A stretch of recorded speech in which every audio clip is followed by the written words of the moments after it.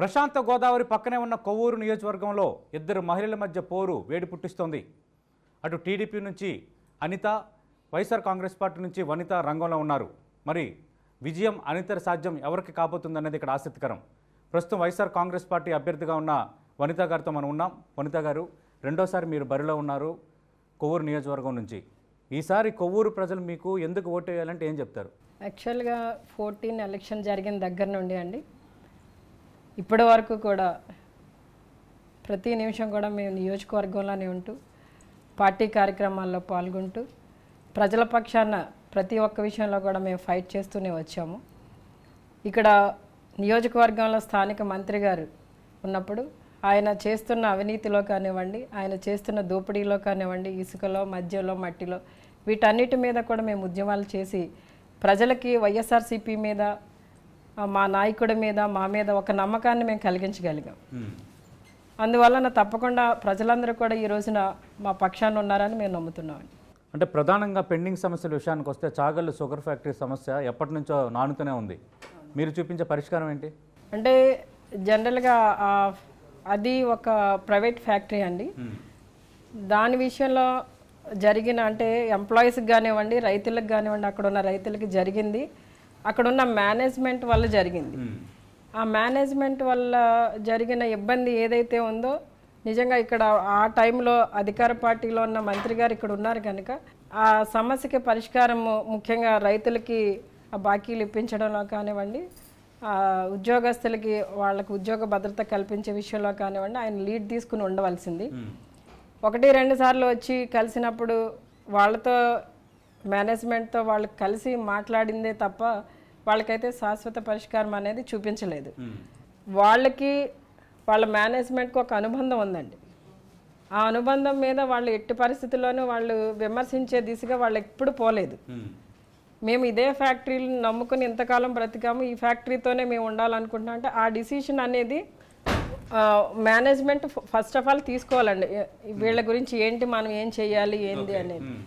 ఆ రోజున వాళ్ళు అంత స్పీడ్గా రియాక్ట్ అవ్వలేదు. ఈ మధ్య కాలంలో వాళ్ళు రియాక్ట్ అయ్యి వాళ్ళకి ఏదో కొంత బాకీలు తీర్చడం జరిగింది. రైతులకు మేమైతే ఖచ్చితంగా మేము చెప్తున్నామండి, మా జగన్మోహన్ రెడ్డి గారు మన రాష్ట్రానికి ముఖ్యమంత్రిగా వస్తే ఇలాంటి సిక్ ఫ్యాక్టరీస్ ఏవైతే ఉన్నాయో వాటన్నిటినీ కూడా ప్రభుత్వ పరం చేసుకుని ఆ ఎంప్లాయీస్కి దాని మీద ఆధారపడిన రైతులు ఎవరైతే ఉన్నారో వాళ్ళందరికీ కూడా భరోసాగా ఉండడానికి మా ప్రభుత్వం అయితే. గత ఎన్నికల ప్రచారంలో చంద్రబాబు కూడా ఇదే మాట చెప్పారు, మేము అధికారంలోకి వస్తాము, చాగల్ షుగర్ ఫ్యాక్టరీ సమస్యను తీరుస్తామని. కానీ ఏమీ జరగలేదు. మరి మీరు అలా కాదని నేను ఎలా నమ్మాలి? అంటే ఆయన ఒకటి చేశారండి. నంద్యాల బై ఎలక్షన్ వచ్చినప్పుడు అక్కడ సిక్ ఫ్యాక్టరీగా ఏదైతే ఉందో షుగర్ ఫ్యాక్టరీ దాన్ని పునరుద్ధరించడం జరిగిందండి. వాళ్ళకి కొన్ని కోట్లు ఖర్చు పెట్టడం జరిగింది. అంటే అలా బై ఎలక్షన్ వచ్చిన చోట వాళ్ళకి రాజకీయ లబ్ధి కోసం, ఓట్ల కోసం అయితే చేయడానికి వాళ్ళు సిద్ధంగా ఉన్నారు. కానీ మా నాయకుడు అలా కాదండి. మా నాయకుడు మాట ఇస్తే మాట మీద నిలబడే ఆయన. ఖచ్చితంగా మా ప్రభుత్వం వస్తే మేము చేస్తాం. పక్కనే నిండు గోదావరి ఉంది, కానీ చాలా గ్రామాల్లో తాగునీటి సమస్య ఉంది. ఎవరిది వైఫల్యం? ఇక్కడ అది కూడా మా కాన్స్టిట్యున్సీలో గోదావరి ప్రక్కన ఉండడం అనేది చాలా బాధాకరమైన విషయం అండి. ఇక్కడ మున్సిపల్ చూసుకున్నా లేదా అసెంబ్లీ చూసుకున్నా రెండు కూడా టీడీపీ ప్రభుత్వంలోనే ఉన్నాయి. ఈ రోజు వరకు కూడా ఇంకా త్రాగునీటితో ఇబ్బంది పడుతున్నారు, సమస్యతో ఇబ్బంది పడుతున్నారు అంటే అది కూడా గోదావరి నదిని పక్కన పెట్టుకుని ఆనుకుని ఉన్న కాన్స్టిట్యున్సీ.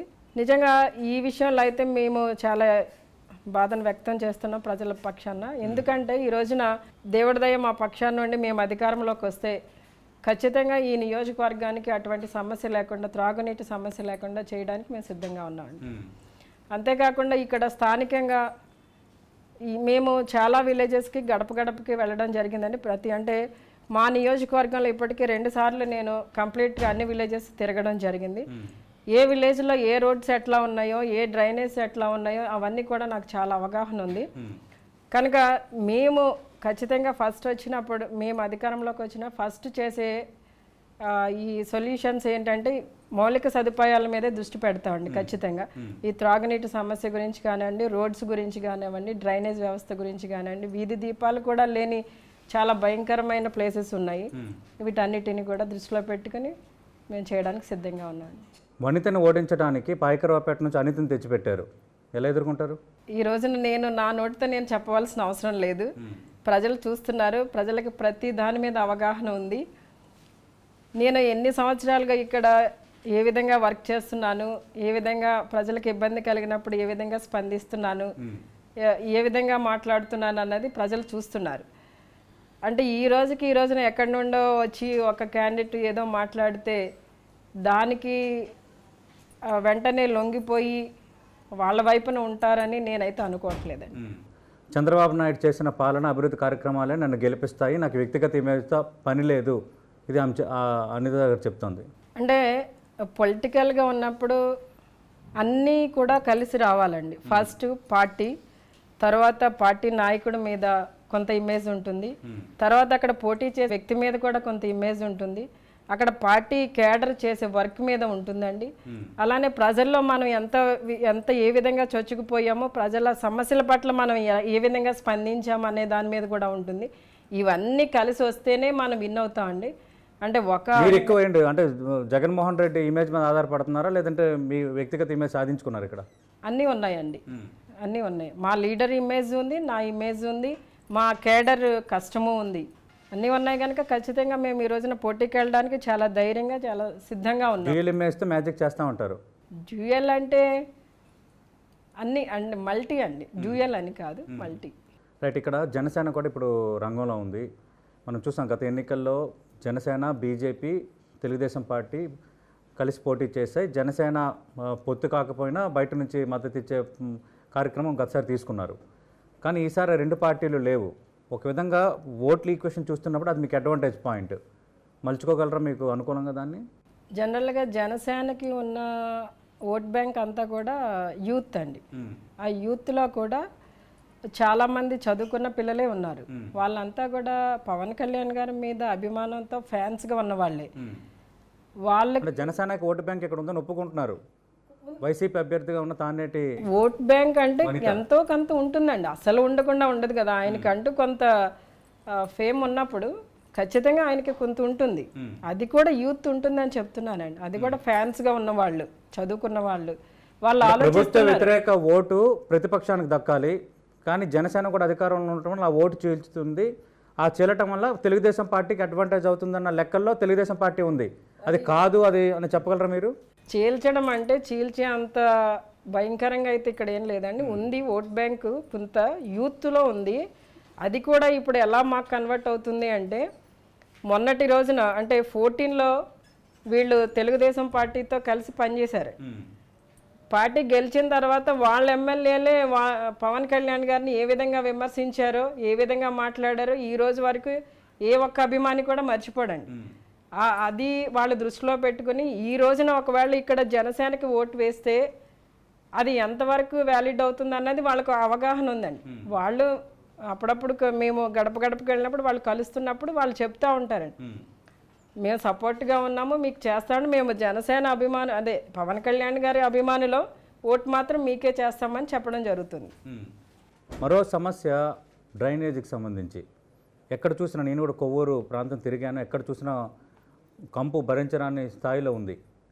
ఎలాంటి పరిష్కారం చూపుతారు ఒకవేళ మీకు ఓటేస్తే? నిన్న మొన్నటి వరకు కూడా వీళ్ళు తెలుగుదేశం ప్రభుత్వం అధికారంలో ఉన్నప్పుడు వీళ్ళంతా కూడా చేసింది ఏంటండి, ఎక్కడికక్కడ కూడా మేము అండర్ గ్రౌండ్ డ్రైనేజ్ తీసుకొస్తున్నాము అని మాటలతో వాళ్ళందరినీ, ప్రజలందరినీ కూడా మభ్యపెట్టి మాయ చేసి ఈ రోజు వరకు వాళ్ళ కాలం గడుపుతూ వచ్చారండి. ఎక్కడైనా పొరపాటున ఎక్కడైనా సీసీ రోడ్స్ ఎక్కడైనా వేశారు అంటే ఆ రోడ్డు ఏదో వాళ్ళు బిల్స్ చేసుకోవడం కోసమే వేశారు తప్పించి అది ఫుల్ ప్లెజ్డ్గా ప్రజలకు ఉపయోగపడే విధంగా అటు ఇటు డ్రైన్స్ కట్టి రోడ్స్ వేసే పరిస్థితి అయితే ఎక్కడా లేదండి. ఇంకో కొన్ని చోట్లయితే రోడ్స్ కొన్ని ముక్కలుగా వేసి ఆ కనెక్టివిటీ లేకుండా చేశారు. అంటే ఎంతసేపు కూడా వాళ్ళు సంపాదన మీద, దోచుకోవడం మీద ఉన్న శ్రద్ధ అక్కడ ప్రజలు పడుతున్న ఇబ్బందుల మీద చూపించలేదండి. ఖచ్చితంగా ఇవన్నీ కూడా మేము పరిష్కరించే దిశగానే మేము కృషి చేస్తామండి. తప్పకుండా ప్రజలు ఈ రోజున మమ్మల్ని నమ్ముతున్నారు, ఆ నమ్మకాన్ని మేము నిలబెట్టుకుంటాం. అంటే పెన్షన్లు, ఈ పసుపు కుంకుమ పేరుతో ఇచ్చిన కొంత మొత్తం, ఇవన్నీ కొంత మహిళల మైండ్ సెట్ను మార్చాయి అనే ఒక ప్రచారం జరుగుతుంది. ఏం చెప్తారు దానిపై? మహిళలు అంత దారుణంగా మోసపోరండి. ఆల్రెడీ 2014లో మోసపోయి ఉన్నారు. 2014 ఎన్నికలకు ముందు చంద్రబాబు నాయుడు గారు పాదయాత్ర చేస్తూ డ్వాక్రా మహిళలందరికీ చెప్పడం జరిగిందండి, రుణాలు కట్టొద్దమ్మా, నేను పూర్తిగా రద్దు చేస్తానని. ఆ విషయంలో డ్వాక్రా మహిళలందరూ కూడా ఈ రోజున వాళ్ళు బయట పడకపోవచ్చు కానండి, వాళ్ళందరి మనసుల్లో కూడా ఆ బాధ ఇంకా ఉంది. ఈ రోజున పసుపు కుంకుమ అని చెప్పేసి ఆ 10,000 అది కూడా 3 దఫాలుగా చెక్ ఇవ్వడం అనేది వాళ్ళు తీసుకున్నా కూడా వాళ్ళకి అభిమానం ఎటుందో అటు వేయడానికి వాళ్ళు సిద్ధంగా ఉన్నారు తప్ప, మనం కూడా చాలా మందిని కలిసినప్పుడు వాళ్ళ మాటల్లో మేము చేసేది టైం వచ్చినప్పుడు మేము చేస్తామని చెప్పడం జరుగుతుందండి. ఈ పెన్షన్ పెంచడం అనేది 2,000 పెన్షన్ నిన్న మొన్నటి వరకు 1,000 రూపాయలు ఇచ్చారండి, జనవరి ముందు వరకు, డిసెంబర్ వరకు. జనవరి నుండి 2,000 ఇస్తున్నారు. అంటే చేస్తారని చెప్పే వాళ్ళని నమ్మే కంటే చేసి చూపిస్తున్న వాళ్ళని నమ్ముతాము. అవునండి, అది చేస్తాను. ఈ వర్డింగ్, ఈ నినాదాన్ని తెలుగుదేశం పార్టీ జనంలోకి తీసుకుపోతుంది. అవునండి, ఇప్పుడు చేస్తామని ఎప్పుడు చెప్పామండి? మేము సంవత్సరంన్నర ముందు నుండే చెప్తున్నాం. వీళ్ళు ఎన్నికల ముందు వచ్చి 2-3 నెలల ముందు వచ్చి ఆ పెన్షన్ పెంచడానికి కారణం మా నాయకుడే. మా నాయకుడు జగన్మోహన్ రెడ్డి గారు చెప్పడం వల్లనే ఆ రోజున 2,000 ఇస్తాను మా ప్రభుత్వం అధికారంలోకి వస్తే అని ఆయన చెప్పడం వల్లనే ఈ రోజున ఎలక్షన్ ముందు, ఎన్నికలకు ముందు వెళ్ళే ముందు వీళ్ళు ఏం చేస్తున్నారంటే ఆ ఓట్ బ్యాంక్ని అంతా కన్వర్ట్ చేసుకుందాము అని ప్రజాధనాన్ని మాకు మళ్ళీ తిరిగిచ్చి ఓటుని కొల్లగొట్టాలని వాళ్ళు చూస్తున్నారు. ఆ విషయం మనకి లేట్గా అర్థమైనా కానీ అక్కడ తీసుకుంటున్న వాళ్ళకి మాత్రం ఎప్పుడో అర్థమైందండి. ఇది ఓన్లీ ఎన్నికలకు మాత్రమే ఇస్తున్నారు, కానీ మేము మాత్రం జగన్ గారినే నమ్ముతున్నాం అని వాళ్ళు చెప్పడం జరుగుతుంది. అంటే ఇసుక మాఫియా, మద్యం మాఫియా జడలు విప్పింది ఇక్కడ కొవ్వూరు నియోజకవర్గంలో ఒక వాదన ఉంది. మీరు అసలు బలంగా దాన్ని లేవనెత్తగలుగుతున్నారా? ఎప్పుడైనా ఆ విషయంలో మీరు ఇన్వాల్వ్ అయ్యారా? చాలాసార్లు మేము ఉద్యమాలు చేసామండి. ఒక తాడిపూడి ర్యాంప్ విషయంలో మేము వెళ్ళి ఓ నైట్ అంతా కూడా అక్కడ ఉండడం జరిగింది. అది ఇమీడియట్గా క్లోజ్ చేయడం కూడా జరిగిందండి. ఈ రోజు వరకు అది ఇంకా ఓపెన్ చేయలేదు. అలానే ఇక్కడ వేగేశ్వరం వాటి దగ్గర కూడా మేము చేయడం జరిగింది. ఎక్కడా కూడా ఇలాంటివి అంటే ర్యాంప్స్ మీద మేము వెళ్ళడం, వాటి మీద స్పందించడం జరిగింది. అంటే మీరు వస్తే వాటికి భిన్నంగా స్వచ్ఛంగా పాలన అందిస్తారని ఎందుకు నమ్మాలని కొవ్వూరు ప్రజలు? ఈ రోజున నిజంగా శాండ్ అనేది అదేనండి, శాండ్ ఉచితం అని చెప్పిందండి గవర్నమెంట్. ఉచితం అని చెప్పిన తర్వాత నిజంగా ఇల్లు కట్టుకొని ఏ పేదవాడికి కూడా ఇసుక అందట్లేదు. అది కూడా గోదావరి పక్కన మా నియోజకవర్గంలోని మా పక్క గ్రామాలకి, ఆ ర్యాంప్స్ ఉన్న గ్రామాలకే అందట్లేదండి. అలాంటి భయంకరమైన పరిస్థితి మా నియోజకవర్గంలో మేము చూస్తున్నాం. రేపటి రోజున మేము ఆ శాండ్ ఏ విధంగా ఇవ్వాలన్నది అది మా నాయకుడు నిర్ణయిస్తారు. మేము ఆ పాలసీ మేము అమలు చేస్తాం. అయితే ఈరోజు ప్రజలందరూ కూడా గమనించేది ఏంటంటే అధికార పార్టీలో ఉన్న బడా నాయకులు ఎవరైతే ఉన్నారో వాళ్ళందరూ కూడా అక్కడ మాఫియాగా ఫామ్ అయ్యి వాళ్ళంతా దోచుకోవడం జరుగుతుందండి. అంటే ఈ రోజున ఈ తెలుగుదేశం ప్రభుత్వంలో పేదవాడు అనేవాడు ఏ సంక్షేమ పథకాన్ని పొందుకోలేదు. బడా నేతలు అంటే ఎవరు? మొన్నటి వరకు మంత్రి ఉన్నారు, ఇంకెవరు? మీరు చేస్తున్న ప్రధాన ఆరోపణ ఎవరిపైన? ఇక్కడ ఉన్నారు కదండి, తెలుగుదేశం నాయకులు ఉన్నారు కదా. ఎందుకు మీరు వాళ్ళ పేరు ప్రస్తావించడానికి వెనకాడుతున్నారు? అభ్యర్థిగా రంగంలో ఉన్నారు, ఢీకొనవలసింది వాళ్ళనే. మాకు చెప్పడానికి మాకు ఎటువంటి అభ్యంతరాలు లేవండి. కాకపోతే వాళ్ళు ఇక్కడ జొన్నలగడ్డ చౌదరి అని ఒక ఆయన ఉన్నారు, ఆయన నిన్న మొన్నటి వరకు మంత్రి గారు వెనకాల షాడోగా ఉన్నారు. అలానే మున్సిపల్ చైర్మన్గా ఉన్న వాళ్ళు ఉన్నారు, ఇంకా ఎంపీటీసీలుగా జడ్పీటీసీలుగా చేసిన వాళ్ళు ఉన్నారు, ఎంపీపీలు ఉన్నారు. వీళ్ళంతా కూడా మా మున్సిపల్లో మొన్నటి వరకు మొత్తం అంతా వాళ్లే కదండి. మాకేమి ఇక్కడ మేమేం గెలుచుకోలేకపోయాం, ఒక కౌన్సిల్ కూడా మేము గెలుచుకోలేకపోయాం.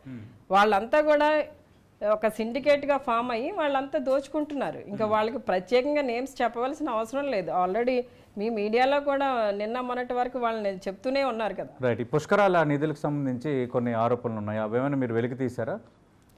తీసామండి. పుష్కరాల్లో ఎలా అంటే కొంతమందిని పని వాళ్ళని పెట్టి అక్కడ వాళ్ళకి ఆధార్ నెంబర్ ఇస్తారండి. ఆ వర్కర్స్ని పెట్టుకున్నప్పుడు వాళ్ళు ఏం చేస్తున్నారంటే ఒకే ఆధార్ నెంబర్ మీద ఒక 5-6 పేర్లు ఉంటాయి. అంటే ఇంతమంది పని వాళ్ళని పెట్టామంటే అక్కడ నీడ్ ఒక 100 మంది ఉంటే 600 మందిని వీళ్ళు పెట్టినట్టు ఒకే ఆధార్ నెంబర్ మీద 10 మంది పేర్లు ఉండడం, ఈ విధంగా వాళ్ళు ఎంత స్కామ్ చేశారు అన్నది కూడా మేము బయట పెట్టారు. అవి మాట్లాడామండి. థ్యాంక్ యూ వనిత గారు. తెలుగుదేశం పార్టీ హయాంలో జరిగిన అవినీతి, అభివృద్ధికి ఆమడ దూరంలో కొవ్వూరు నుంచడం, ఇవే తన ప్రధాన ప్రచారాస్త్రాలని వనిత గారు చెప్తున్నారు. ఇది వైఎస్ఆర్ కాంగ్రెస్ పార్టీ కొవ్వూరు అసెంబ్లీ అభ్యర్థి తానేటి వనిత గారితో 10 టీవీ స్పెషల్ ఇంటర్వ్యూ.